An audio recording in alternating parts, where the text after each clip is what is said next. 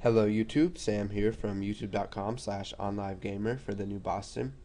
And in this tutorial, we're going to be taking a look at quitting your do loops early. Now this will work for do while loops or do until loops. Now if you remember back, we learned how to quit for loops early.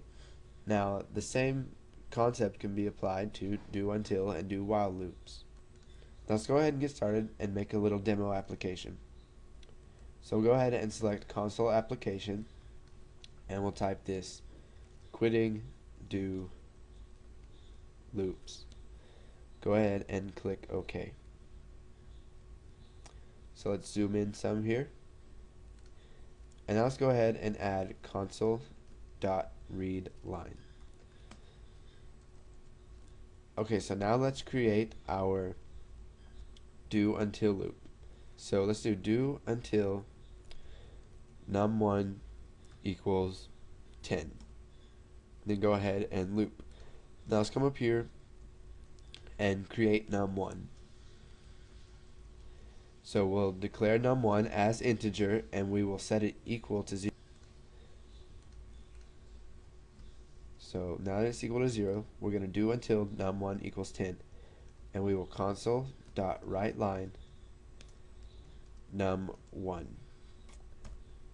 So now what we're going to do is we are going to increment num1. So if you run this, it's going to give us 0, 1, 2, 3, 4, 5, 6, 7, 8, 9. Now let's add a simple if statement. So if num1 equals 5, then exit do. So what this is going to do is whenever it comes down after our do until statement, each time it loops, it's going to hit this if statement right here. And then if num1 is equal to 5, then exit the do loop. So since num1 starts at 0, it's going to run through this and it's going to be fine, and then it's going to equal to 1. And then it's going to go down, and then once it equals 5, it's going to exit the do. So our program is going to print out 0, 1, 2, 3, 4 because it's going to exit once it equals 5. Now let's go ahead and run this. And you can see here that we have 0, 1, 2, 3, 4. Now we can also do this with a do while loop. So do while num1 is less than or equal to 10. So if num1 is equal to 5, then exit the do loop. Let's go ahead and change this a little bit here. We'll do if num1 is equal to 7. So you can see here that we get 0, 1, 2, 3, 4, 5, 6, and then it exits. Now what we can also do is, let's say our do while loop is not incrementing by 1. So what if it skips the number 5?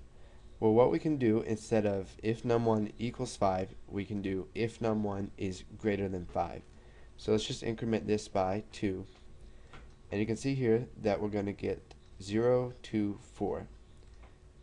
And now you can see that it stopped before it got to 5 because num1 was greater than 5. Now if we do it like this, then it's going to print out all the way, and this if statement is never going to run.